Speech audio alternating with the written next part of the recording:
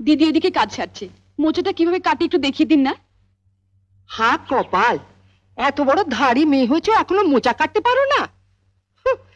তোমার মামি তাহলে একদিন কি শিখিয়েছেন তোমাকে?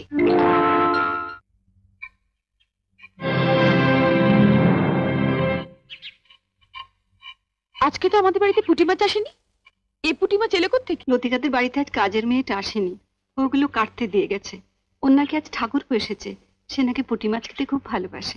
এদিকে তোমার অসুস্থ ছেলে খিদের জ্বালায় কাঁদছে, আর তুমি লতুর ঠাকুরপোকে পুঁটি মাছ খাওয়ানোর জন্য।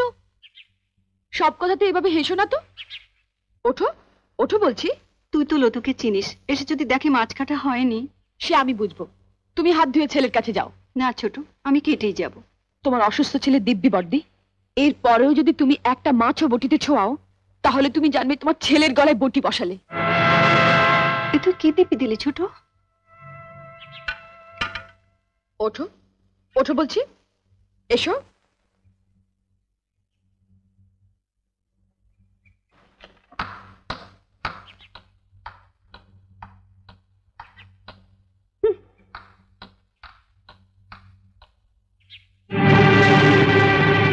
বড় বৌদি, বড় বৌদি, ও বড় বৌদি। বড় বৌদিকে কেন? দরকার আছে। কি দরকার আগে আমাকে বলো। তোমায় কেন বলবো? দরকারটা আমার ওর সঙ্গে। দাঁড়াও, সাগরে পৌঁছতে গেলে তোমাকে যে আগে এই ছোট নদীটা পেরোতে হবে ঠাকুরজি। সাগর? আজ আমিও দেখব ওই সাগরে কত জল আছে। কি রে লতু, কি হয়েছে? এত চেঁচামেচি কিসের? দেখো না মা, কতদিন বাদে আমার ঠাকুরপো এলো, বলে একটু পুঁটি মাছ খাবে। আমি সে কখন পুঁটি মাছগুলো কাটতে দিয়ে গেছি, আর তোমার বড় বউয়ের এত সাহস, ওগুলো না কেটে ঘরে খিল দিয়ে বসে আছে। আমি বড়দিকে মাছ কাটতে বারণ করেছি। তুমি বারণ করেছো? হ্যাঁ। কেন?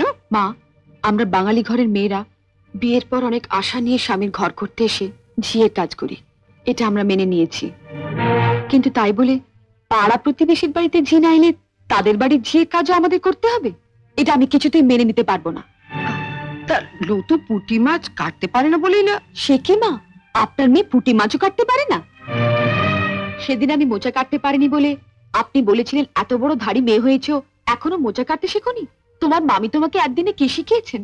তা মা, আপনার মেয়ে তো কম ধাড়ি হয়নি, এখনো পুঁটি মাছ কাটতে শেখেনি। আপনি কি শুধু ওকে কলাবাজি করতে শিখিয়েছিলেন? শুনলে মা, শুনলে? ঠাকুরপুকে যখন পুঁটি মাছ খাওয়ানোর এতই শখ, তখন মার কাছ থেকে পুঁটি মাছ কাটাটা শিখে নিলেই পারো। আর মাও যদি পুঁটি মাছ কাটতে না জানেন, তুমি রোজ বিকেলে আমার কাছে 4টে করে পুঁটি মাছ নিয়ে আসবে। আমি তোমাকে শিখিয়ে দেবো বটিতে ঘষে ঘষে পুঁটি মাছের ছাল কিভাবে ছাড়াতে হয়। কেমন?